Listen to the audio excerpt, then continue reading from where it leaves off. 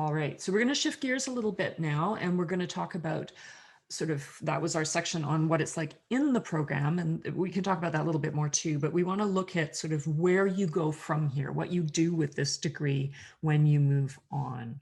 So, we start to try and forge those industry connections during your time in the degree so that you've already got some of that in place for when you leave. So, here are just some examples of the sorts of connections that you can make while you're in the program. We have a lot of visiting speakers come through. Recent guests to the program, we've had authors, agents, editors, producers. The Creative Writing Students Association runs a wonderful reading series called Locution, where they get guest authors in, but then the grad students themselves get to do a little bit of a reading alongside them. And it's really a lovely opportunity when visiting speakers come to meet these people and to ask them about their experience getting into the profession that they're in and really forging those connections. The cold reading series is something that was pioneered by Maureen Medved, one of our screen and fiction writers. That's a chance for screenwriters to hear their work read live by actors in the community, and often in the audience there'll be producers and people like that too. They have a dedicated night just for our students. Brave New Playwrights, Alex mentioned, that's the baby of Brian Wade, who is also the contact person for those of you who are interested in the joint program with theater. I provided his email in the chat. I checked with him before this session and said, if people want to email you directly, is that okay? And he's like, that's more than okay. He loves to talk about theater. He loves to talk about that joint program. So you should feel free to reach out to him with questions about that. Prism, as Alex mentioned, is one of the oldest literary magazines in Western Canada, and there are opportunities, some paid, some volunteer, to do work with them to help run the literary magazine. New Shoots sends students into local high schools virtually this year. So our MFAs are actually teaching high school students, working with their classroom teachers to teach creative writing to high school students. So that's a lovely sort of foot in the door for teaching. That's sort of steered by Emily Pohl-Weary, who does writing for young people and also speculative fiction in our program. And Emily also runs this website called Young Adulting, which offers, it's wide open to the public, but offers opportunities for you to submit your writing reviews of young adult works, that sort of thing. The Vancouver Writers Fest, which happens every October. UBC always has a sponsored event. There's chances to socialize with visiting writers. Again, we're trying to forge those industry connections. We've teamed up with the Canadian publisher HarperCollins to create a prize for fiction, which is running every 2 years, I believe.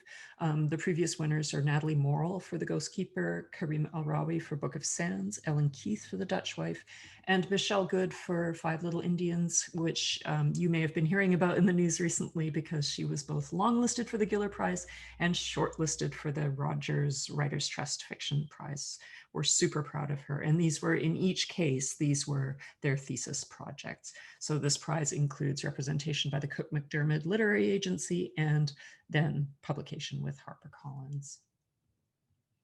We have a couple of courses that we offer during your time in the degree, again, to help look towards where you're going next and to prepare you for possible career paths. Creative Writing 530 Preparation for a Career is currently being taught by Doretta Lau, and it's focused on book publishing, print and online publication, forging those connections, how to behave in industry, going after residencies and grants, all of that kind of good stuff. And then Creative Writing 550, because we recognize that a lot of people pursue an MFA because they want to be able to teach in a post-secondary institution. So we do offer an entire course in how to teach creative writing, and that's taught by Nancy Lee. And so you're going to look at everything from large format lecture courses, which if you want to be a TA or if you have experience TAing, that'll be very helpful, to the small workshop, the kind of thing that you'll experience as a student in the grad program. And talk about all kinds of things, from challenging workshop dynamics to dealing with sensitive material in the classroom, preparing a professional teaching package, finding work as a creative writing teacher, all of these things. So we really are trying to forge these pathways that sort of are rooted in the program, but then kind of flower out and past it. So here are some examples of some of our grads who've gone on to do really cool stuff. MFA Tracy Dion's novel Legendborn is brand new out this year. And I particularly wanted to highlight her work because a question that we get a lot is, do we accommodate people who want to do genre writing in our program? And I think I mentioned Emily Pohl Weary teaches speculative fiction, and a lot of us, myself too, are really interested in speculative fiction. So, you know, YA fantasy, bring it to us. We love to see that stuff. Megan Gale Coles's thesis novel, Small Game Hunting in the Local Coward Gun Club, was shortlisted for last year's Giller Prize. Again, that was her thesis project. We've got some poets, Joelle Barron's collection, Ritual Lights, they were nominated for all kinds of awards, as was Matthew Walsh for These Are Not the Potatoes of My Youth, which is perhaps my favorite title for a poetry collection ever. Shante Grant, who is now teaching at Dalhousie University in Nova Scotia, has written fiction, lyric and libretto, poetry, and as you can see here, a book for toddlers, which is really delightful. And then Laura Trethewey in narrative journalism. So we often will get people land in the program who are interested in pursuing sort of like long form article writing. And her book is an exploration of the Earth's last wild frontier, the oceans, filled with high stakes stories of people and places facing an uncertain future. And finally, last but not least, our showrunners. So Tara Armstrong and Jenica Harper are both grads of our program who've gone on to work in TV.